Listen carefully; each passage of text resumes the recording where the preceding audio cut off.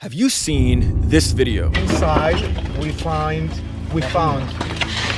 8 babies burned in this corner. An Israeli soldier conducts an interview in front of a destroyed home of a kibbutz. He says Hamas fighters burned babies and then beheaded them, but this is all a lie, and I'm going to prove it to you using Israeli media. Yes, that is right, Israeli media. But first, let's ask an important question. How did the concrete walls of this home behind the soldier turn into rubble? Fires burn wood and other flammable items. They do not collapse concrete structures like this. Children in the same room, then someone come and kills them all. 15 girls and teenagers that put in the same room, 3 hand grenades, and it's over. This is a massacre. Now, the Israelis want you to believe that Hamas fighters did this, but we know that they were only armed with machine guns and small grenade launchers. That doesn't cause this level of damage. So then how did they destroy concrete homes like this? The answer is they didn't. The Israelis did. What? That is shocking. But why? And how would the Israelis do that? Well, Israeli media has all the answers. They interviewed the IDF soldiers who responded to the Hamas attack, and they learned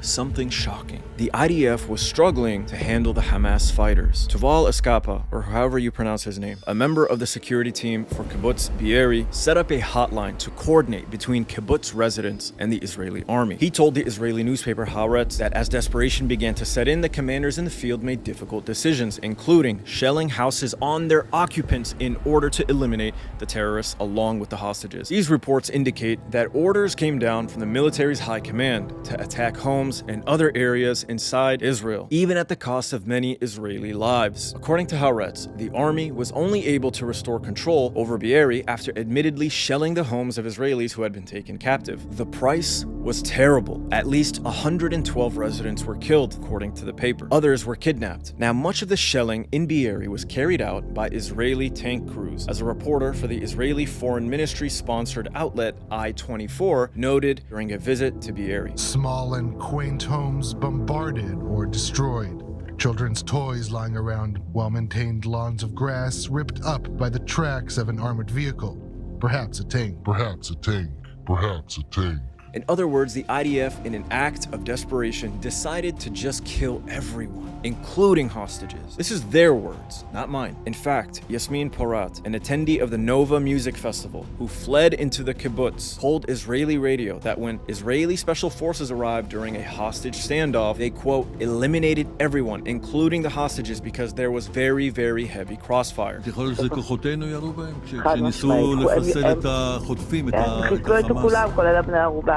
כי היה שם חילופי ירי מאוד מאוד קשים, חילופי אש מטורפים, אפילו 2 פקדים של טנק שירו לתוך הבית, שזה בית קיבוצי קטן, זה לא איזה, רואים את זה בחדשות. She goes on to describe how Hamas militants tied her partner's hands behind his back. She saw her partner lying on the ground, still alive. She went on to say that Israeli security forces killed him and other hostages as they opened fire on the remaining militants inside, including with tank shells. ובן הזוג שלך שהיה איתך? נהרג. הוא גם נהרג.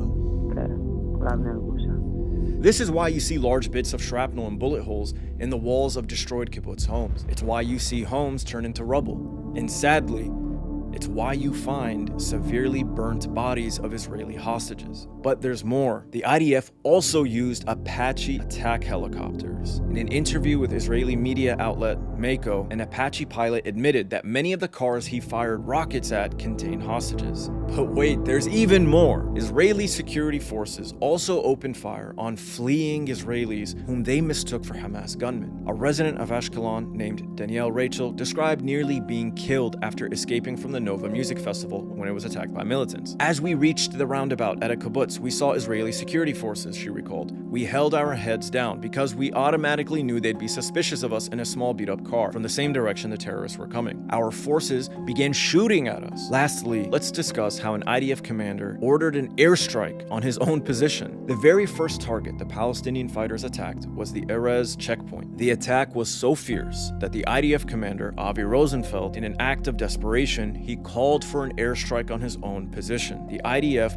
bombed their own base in order to kill the Palestinian militants. So what should we take from all this? Do we absolve Hamas of their actions on October 7th? Of course not. None of this would have happened had they not attacked. Now, whether or not they have the right to resist occupation and apartheid with the use of force is a topic for another video. But the point of this video is to highlight how the IDF's poor response and performance led to the deaths of their own people. As several Israeli hostages have already made clear, the Palestinian militants were kind to them despite the aggression. And as the Nova survivor Yasmin Porat put it, she believes the militants didn't want to kill them. She believes their goal was to take them back to Gaza as hostages. The entire point of the attack seems to be the capturing of Israelis as hostages in order to trade them for thousands of Palestinian political prisoners. And in the chaos that ensued, many people lost their lives. Now, some people say, who cares how it went down? People died. Babies died. Is that not awful? Well, of course it is. But the reason we have to cut through Israeli propaganda is because it's being used to justify acts of genocide in Gaza.